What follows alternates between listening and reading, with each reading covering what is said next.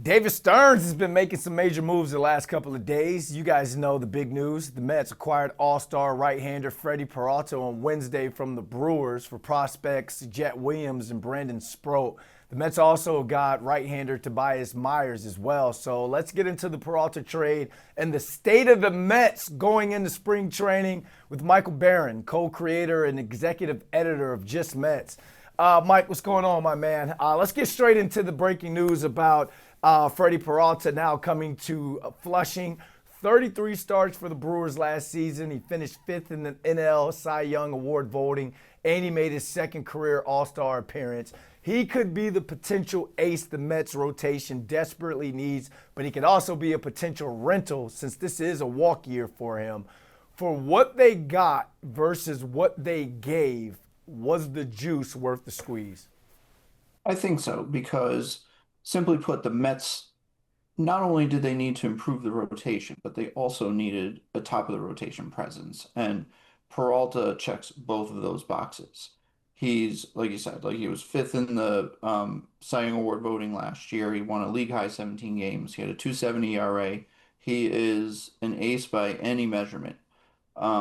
Yes, they gave up a lot to get him, but I think the Mets came into this offseason knowing that if they were going to make a trade to fill this need, they were going to have to part with some of their top prospects and at least one pitcher. Like you knew a pitcher was going to have to go back in this deal. So, given the state of their farm system and the way it's evolved, I think, it's worth it because they can absorb that loss. I think they fell back from the best farm system in the game to sixth best farm system in the game by some standards. So again, like I think that's something they can easily rebuild and get back to the top. And I think being sixth is pretty good considering where they came from even 2 years ago. Yeah, it's such a luxury having a farm system like they have to be able to go out there and get the ace that you need. We're weeks away from pitchers and catchers reporting to Port St. Lucie. This rotation, as of now, Mike, is as follows: Peralta, McLean,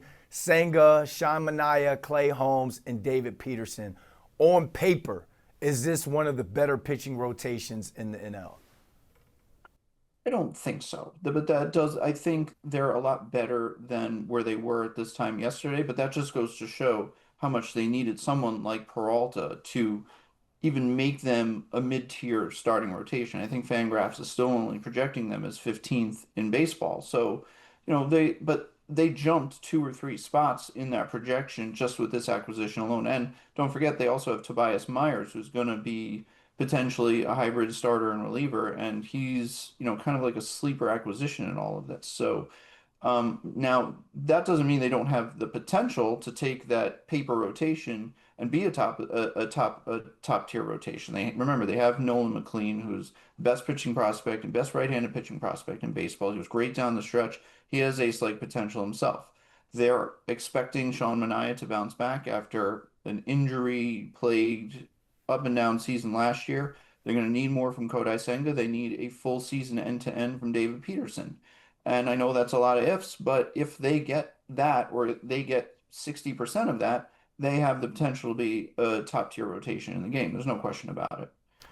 David Stearns, I feel like, got off to a rough start at the beginning of free agency and he caught a lot of heat, but he's now flipped that and turned the heat up with the Bichette and Robert Jr. signings and now trading for Peralta. What grade would you give him so far this offseason? This may seem harsh, but I'm going to give him a B. And that's only because of the mulligan I think he liked back with Edwin Diaz and that negotiation that went sideways out west, if you will. So I think he's had a phenomenal week. He's been a star GM in the last 7 days.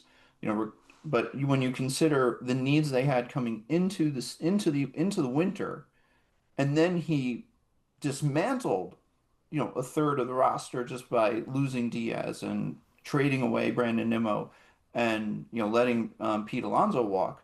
And he had to not only fix the problems that he had coming into the winter, but also address the holes that he willfully created. And I think he did a great job of doing that.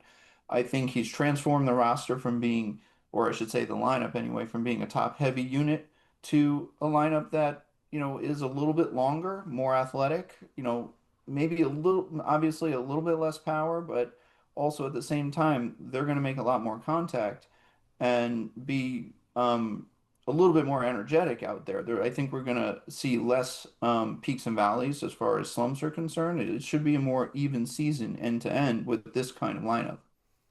And you're hoping there's better vibes in the clubhouse as well. So, as a whole, when you look at this roster as a whole, on paper, is this a better team going into spring training in 2026 versus the roster going into spring training in 2025? I think it's different. I don't know that it's necessarily better. That doesn't mean the team didn't underachieve last year. They obviously underachieved, but they mostly underachieved in the rotation, and they were really lacking that Freddy Peralta presence, which they now have.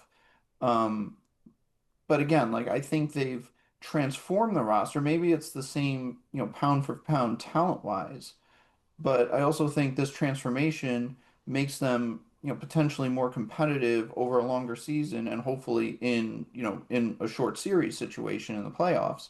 Whereas before, like they didn't have enough to get through the regular season, especially on the mound. I think they still need some help in the bullpen. And I think I firmly believe they need a major league option in left field, to buy them a little bit more time with Carson Benj and take fewer risks by moving people out of position, moving them out there. But I think they're about the same talent-wise.